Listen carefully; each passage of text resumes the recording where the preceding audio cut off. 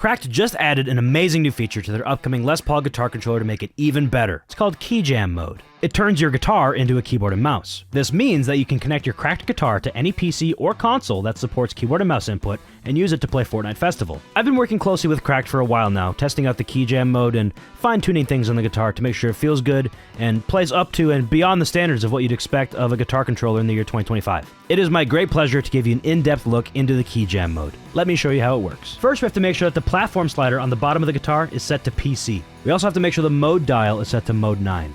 There are 3 different connectivity options for this guitar. You can plug it in with a USB-C cable included with the guitar. You can connect it wirelessly using the dongle that's included in this compartment right here, or you can use Bluetooth to pair your guitar directly to your PC or PS5. The guitar will come with a handy overlay sticker for the navigation hub and the D-pad, so you can quickly reference which button does what. KeyJam mode is designed to use all the default Fortnite Festival key bindings by default. You can also modify the key bindings within the game, and then use the control feature on the Cracked mobile app to change the keyboard mappings on the guitar to your liking. Now I'm over on my PlayStation 5. I have Fortnite open and the guitar connected. I decided to plug it in, and I can fully navigate the menus using just this guitar. Using the right stick, that moves your cursor around, and if you click down on the right stick, it left clicks. So I'm going to use the right stick to move my cursor down to the play button, and then click in on the right stick to make a lobby. Now that I'm backstage, I can press X on the nav hub, which corresponds to the E key, to open up the music library, and I can use the left joystick to scroll throughout my song library. When I find a song I want to play, I can use the A button on the nav hub to press enter to add it to my set list, and let's just say I want to add a second song, and maybe I didn't want to add that second song after all. If I want to remove it from my set list, I can use the left joystick to move over to my set list selection over here,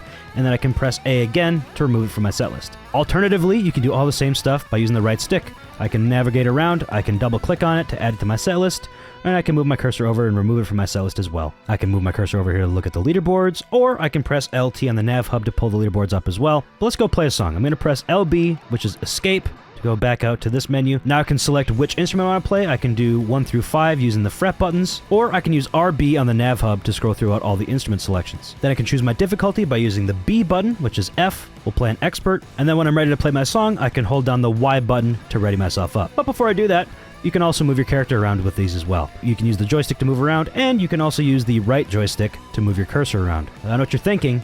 Yes, you could use this in Battle Royale if you wanted to. You could do anything you want with this guitar. But I'm going to play my song. I'm going to hold down the Y button, which is bound to the R key, to ready up. And now we're playing Fortnite Festival using KeyJam mode. The guitar feels great.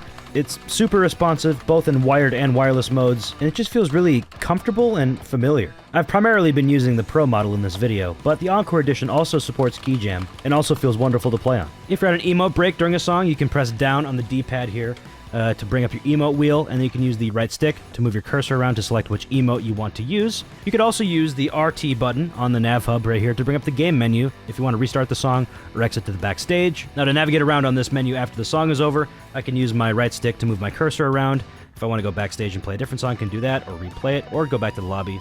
I can press the X button on the nav hub, which corresponds to the E key for more details. You can even calibrate the game as well by just using the guitar. You can open up the game menu, move your cursor up to more options, and then you can go to tune-up. To use the calibration tool, you need to press the spacebar in time with the drum beat that you're hearing, and the spacebar is the left and right on the D-pad up here on the headstock. These guitars can do just about everything. I'm actually super impressed with them. They're kind of a one-stop shop for all your 5-fret rhythm gaming needs. Either one of these multi-platform Cracked guitars can work on PC, Android, Nintendo Switch, and if you're using KeyJam mode, Xbox and PlayStation, and you can even swap these into P3 mode to play old Guitar Hero and Rock Band games on legacy consoles. These will work natively on a PlayStation 3, and you can use third-party adapters to connect these to an Xbox 360, or a PlayStation 2, or a Wii. The Cracked Gibson Les Paul is set to launch this summer, and I could not be more excited for you guys to get your hands on these. You can go to cracked.gg right now and place your pre-order so you can get one of these as soon as it launches.